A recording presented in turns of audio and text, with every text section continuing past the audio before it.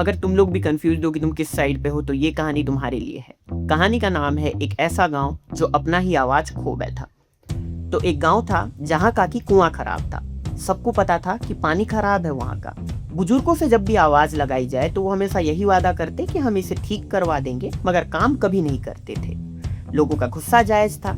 लोग एक दिन कुएं के पास आए और अपनी मांगे रखी कि पानी हमें ठीक करा कर दो, हमें बस इतना ही चाहिए। इन सब के बीच में एक आदमी ढोल लेके आया। उसका कुएं से कोई लेना देना नहीं था, उसका इन चीजों से कोई लेना देना नहीं था, पर वो ढोल बड़ा अच्छा बजाता था। उसने ढोल बजाते बजाते कहा कि मैं तुम लोगों की आवाज हूँ। और लोगों ने अपनी इसी दुखी ताल को उसके इस ढोल की ताल के साथ मिला दिया और प्रॉब्लम यही चालू हो गई, क्योंकि ढोल अब सिर्फ पानी ठीक करो के लिए नहीं बज रहा था, अब वो 40 अलग अलग बातों के लिए बज रहा था। अनाज का गोदाम जलाया जाए, चक्की वाले को निकाला जाए, मुझे सरपंच बनाया जाए, ऐसे अलग अलग तालों में ढोल बज रहा था। और इन्हीं सभी शोर के बीच में कुएं वाली बात को भुला ही दिया गया। लोग भूल ही गए कि आखिर वो इकट्ठा क्यों हुए थे।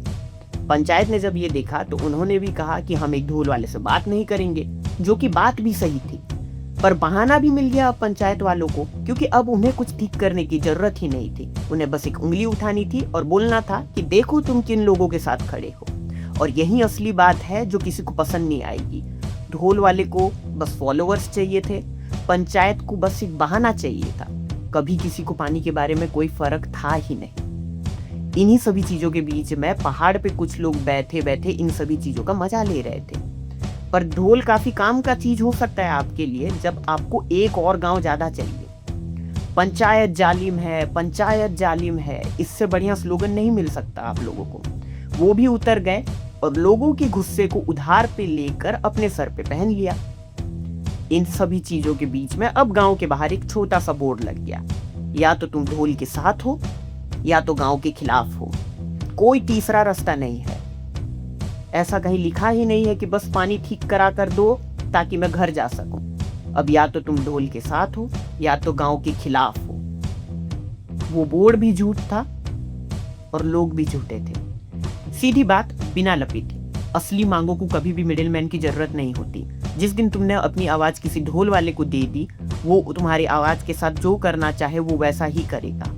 साइड चूज करना जरूरी नहीं है। तुम ये भी कह सकते हो कि बस कुआं ठीक करा कर दो, हमें ढोल भी नहीं चाहिए, पहाड़ी वालों पे हमें भरोसा भी नहीं है, और पंचायत ने जो वादा तोड़ा है उसका भी हिसाब हमें चाहिए।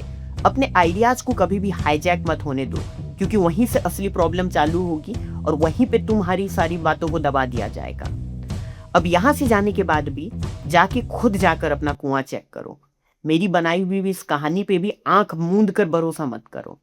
जाओ और अपने गांव का कुआं चेक करो।